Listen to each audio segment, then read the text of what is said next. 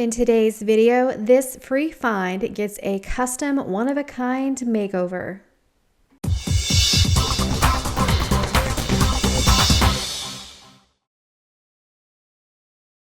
This free find is my flip for the spring clean challenge here that I'm hosting on YouTube. This challenge is basically to find a free find and flip it in order to keep more pieces out of our landfill. It is also part of the Ugly Duckling challenge hosted by Corey over at Desert DIY. When I was driving through my neighborhood, I noticed that there was some free stuff out on the curb. I know a lot of areas don't always have free stuff, but I have free stuff out on my curb all the time in my local area. And I kind of give this a look over and get some ideas, and I think I'm going to take this home and see what I can do with it.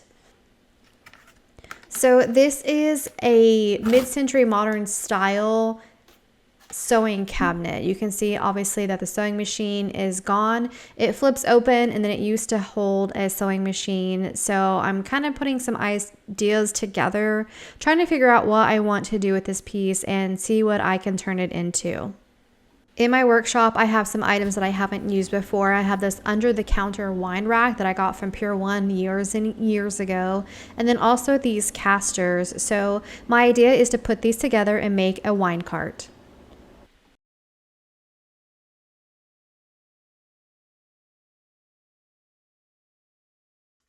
Okay, so I start this furniture flip a little bit different than I do my normal flips. Usually I remove the hardware and get to cleaning, but this is a sewing cabinet. I'm not going to keep it as a sewing cabinet, so there are some disassembly and modifications that I need to tackle first. For the spring clean challenge, there are a couple rules that your piece has to be a free piece of furniture, either picking it up off the curb or off a marketplace find posting to keep these furniture pieces out of landfills. Winner goes to the most dramatic flip from before and after. Taking something that is ugly, once a piece of trash, and turning it into something beautiful lines up perfectly with Corey's Ugly Duckling challenge. So this video gets to be a double whammy for two different furniture challenges going on here on YouTube. I will have the link to both challenges down in the description, and we'll also have little icons at the end of the video for you to click on so you can check out all the other content creators. This piece is going to be repurposed into a wine cart, so I no longer need this electrical devices for the sewing machine. So I worked my way around the piece, removing what I no longer need and taking it completely apart. With flipping furniture, there are a couple different terms to describe or explain what we do. To flip furniture in my mind is to take a piece and basically paint it and resell it. So just changing the color of it basically. Then there is upcycle, which I feel is what I try or what I aim for. And you take a piece and obviously you flip it, but you add value to the piece. So you flip it and you make it worth more than what it would be anyways. So that would be for the term upcycling. For this flip, I think I'm doing more the term repurpose, which is exactly what it says, is to take a piece from its original purpose and repurpose it into something else. So here's my attempt at a repurpose flip.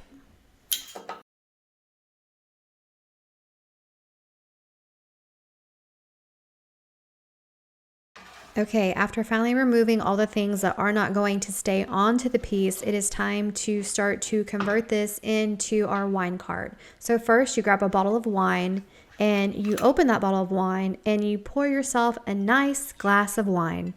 I'm just kidding, none of that. We have tons and tons of work left to do, so no wine glass just yet. So I grab a bottle of wine and kind of think about how I want the wine bottles placed in there. And I think with that direction, I can get 4 in there. So the opening in the top isn't quite wide enough to get a wine bottle all the way down into it. So I need to make that larger. So I start with what I think is a genius idea of making a larger opening in the top where you can remove and put those wine bottles back in. And I say I start and think it's genius because it ends up not working out. So you'll see here in a minute what I'm talking about.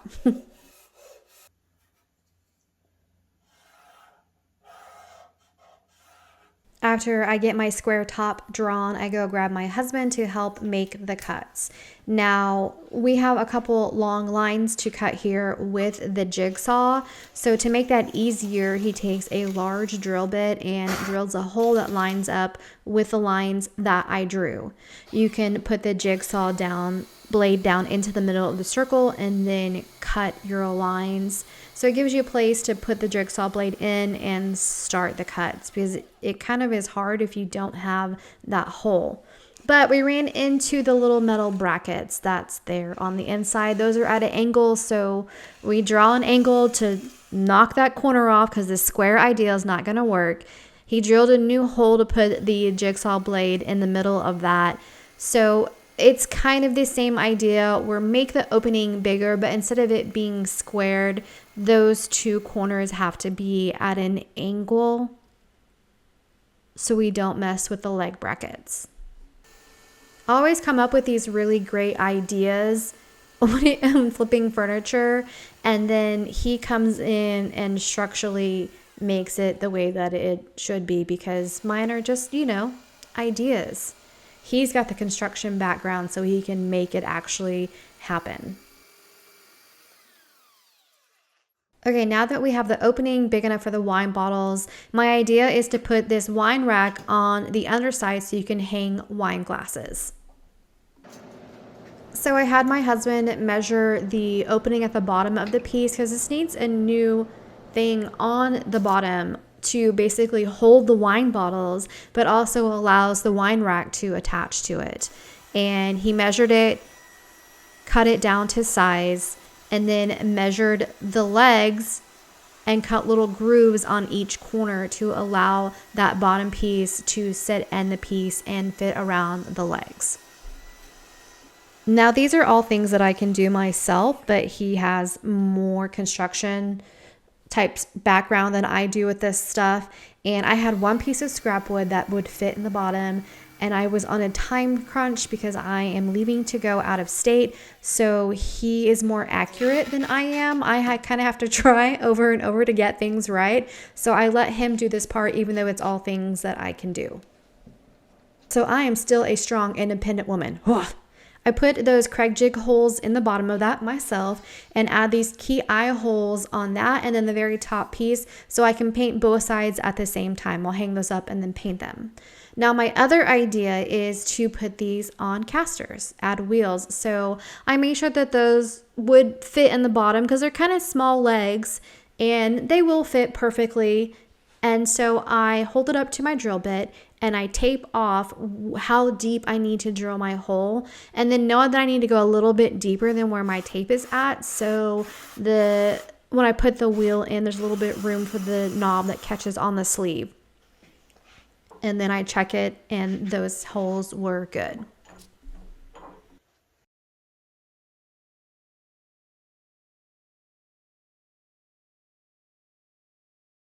Okay, now finally, after all those modifications, we can get to the normal stuff, which is cleaning the piece with my 50% vinegar, 50% water mixture. Give it a good scrub down and then come back with a clean cloth and rinse it.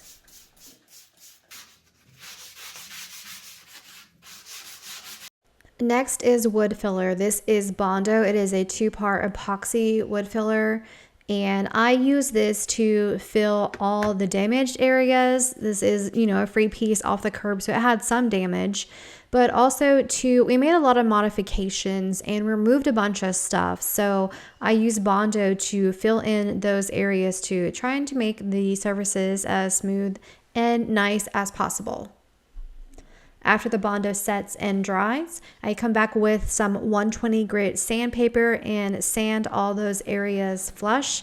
And then I also scuff sand the entire surface to get this piece ready to paint it.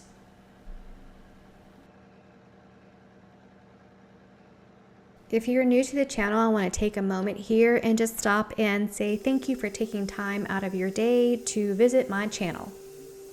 I take old and outdated furniture, give it a whole new look, and in this video, we are giving it a whole new purpose as well. So if that's something you're into, I will encourage you to consider hitting that subscribe button. Also, for those that are new or established, you might consider hitting that bell button because I'm not on a set schedule. So if you want to know when my videos come out, you have to get that notification.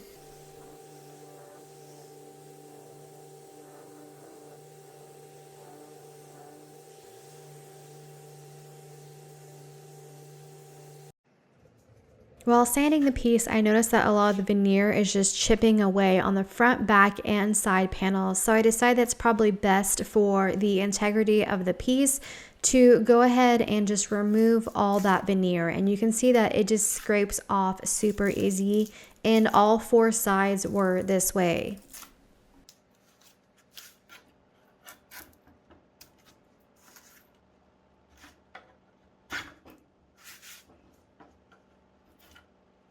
While scraping off the veneer, I noticed a little maker's mark and it just says made in Finland, which I thought was kind of cool. And I removed all the veneer and had myself a nice little pile of veneer. After all that veneer removing, I did go ahead and sand the surface with some 120 grit sandpaper. After all that sanding, I wiped the dust away with a damp lint-free cloth and then put the legs back on the piece to get ready for primer and painting.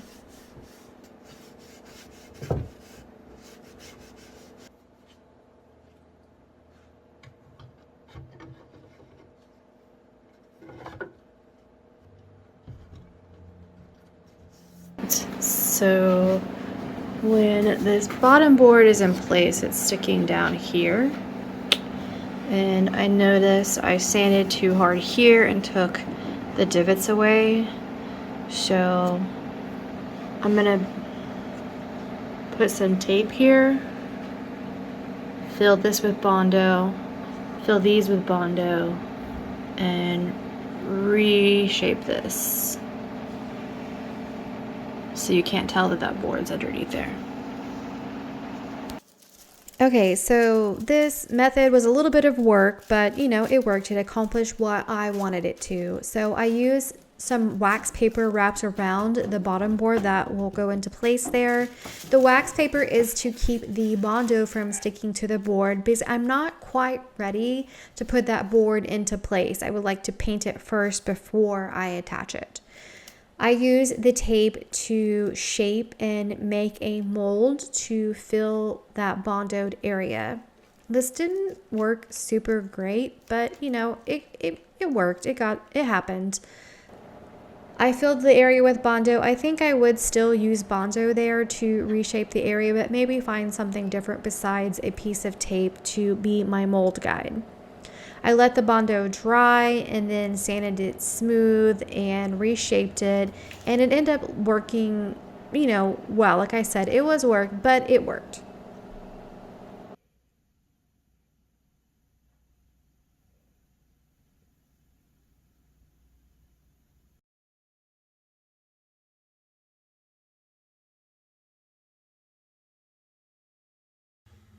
So I used the key eye hooks to hang up the top piece and then the bottom piece for the cubby area to make those easier to paint so I can prime and paint both sides at the same time. For primer, I am using this Rust-Oleum flat primer in black. I just had white and black primer in stock and I'm going with a darker color, so I decided black primer was the better choice from what I had available. I sprayed 2 coats of primer, allowing it to dry a couple hours in between each coat. While I have a moment, I want to say thank you and give a shout out to some special supporters of my channel. Elaine Frank bought me a mini pry bar set off my Amazon wish list. Thank you so much, Elaine. Also, a special thank you to Haley and Michelle for buying me a coffee through the Buy Me a Coffee app. Your support does not go unnoticed and I greatly appreciate it. After it was thoroughly dry, I lightly sanded the surface with a 400 grit sanding sponge and wiped the dust away.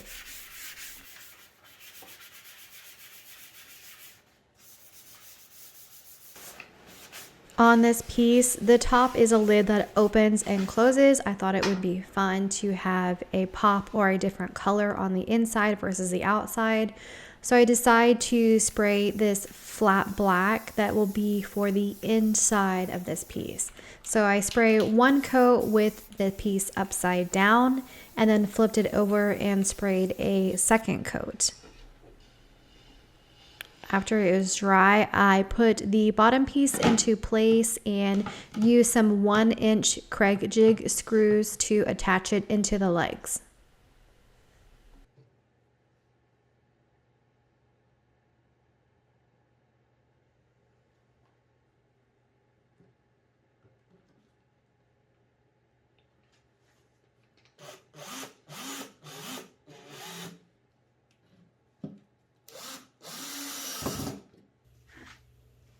The outside of the piece is going to get painted with this Heirloom Traditions All-in-One.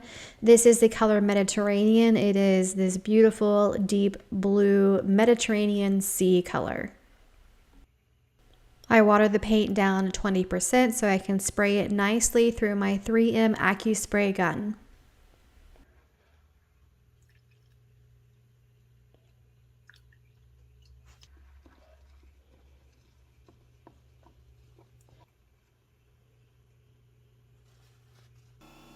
I sprayed one coat on the bottom side of the piece and then flip it over to spray the rest of it. When I flipped it over, I noticed that that black is exposed, and I do want you to be able to lift the lid and see the black. So I decided to tape that off and put the lid piece on top to sandwich that black closed, and hopefully with the tape and being sandwiched, it will protect that inside black paint job that I just did.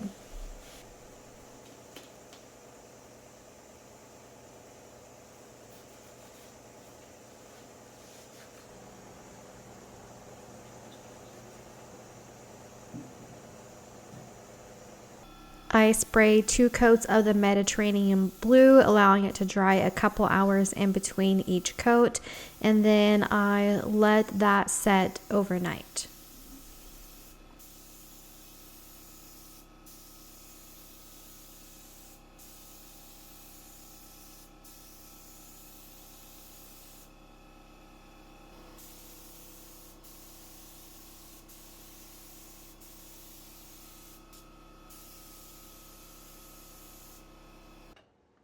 Now for the hardware on the piece, I did give a thorough cleaning with some Dawn dish soap and water, let them dry.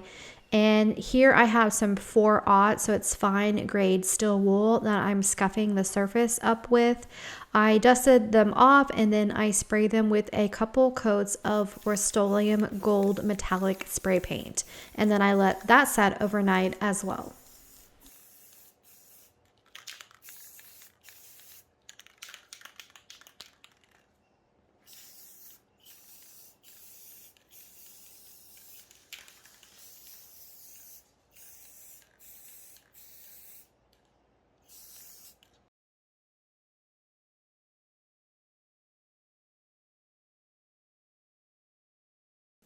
Taping off the edges and putting the top piece into place to sandwich or cover the black cubby hole actually worked pretty well. There were just a few little spots that I did still get some spray up in there where a little bit of sanding will take care of that.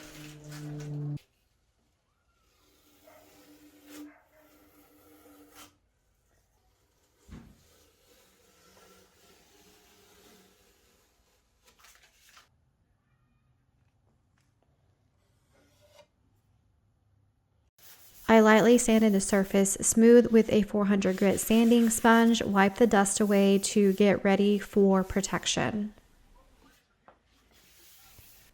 I like to use a water-based polyurethane. This is bare in the satin finish. Now, the Heirloom Traditions paint is an all-in-one paint, but if you watch my channel, you know that I still typically protect those on my own because you never know how people are going to treat pieces of furniture after you sell them. So I always like to add my own protection, even if the paint says that it's included. Plus, I sprayed the cubby hole with some black that doesn't include top coat, so I had to protect that anyways. I protected the piece and the hardware. I applied a couple coats and let that dry.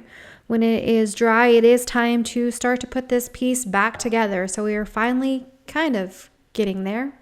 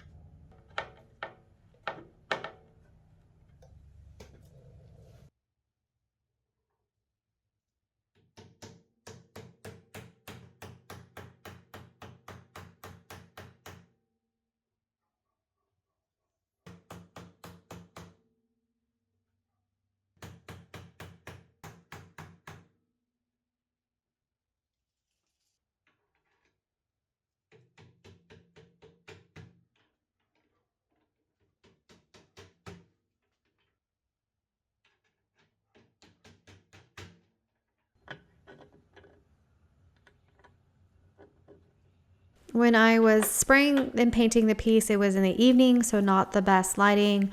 When I put the handle back on, I noticed that there is a spot. I don't think it's overspray because it doesn't really have the pattern for that, but I think it's maybe paint that was on my hand that got left there when I was flipping the piece over.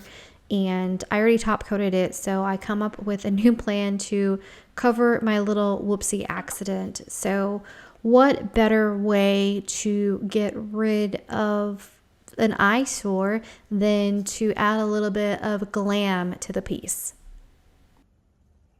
This stencil I've had in my workshop for a very long time.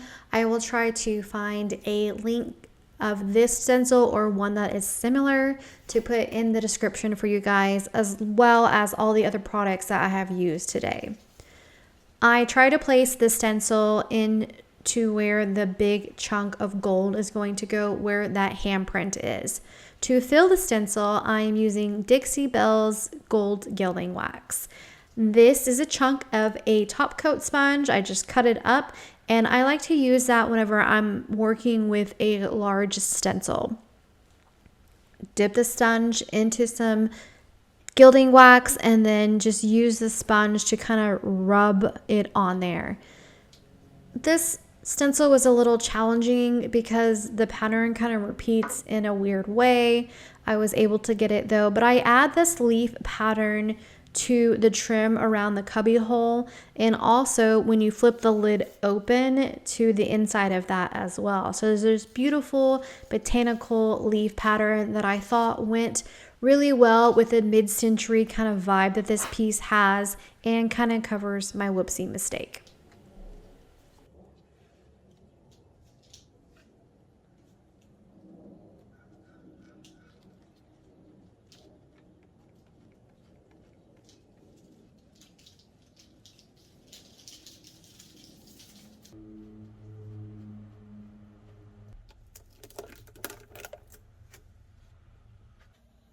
While I wait for the gold gilding wax to set, I do fill my key eye hole that I made to hang up this piece and spray with some wood filler. I let that dry, and then I come back with a little bit of the blue paint and touch that up. Also, while the gilding wax is setting, I put the hinges back on to the top piece and then attach that back to the body of the wine cart.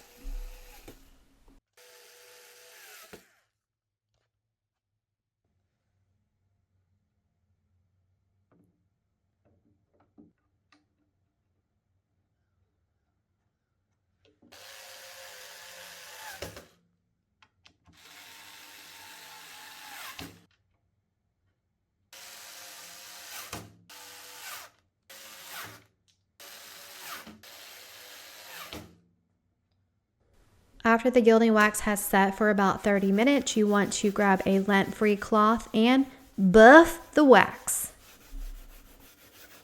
With all this wax on the inside, I don't want it to touch each other when it's closed, so I add little pieces of, this is the soft side of Velcro, just to give a little cushion so it's not pressing and pulling that wax off while it cures.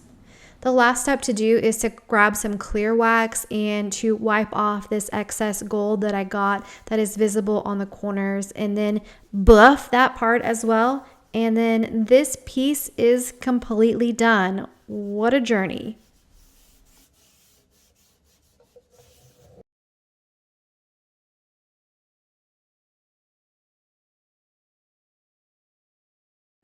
Here's a reminder of this little misfit, useless piece that was left out on the curb for big trash.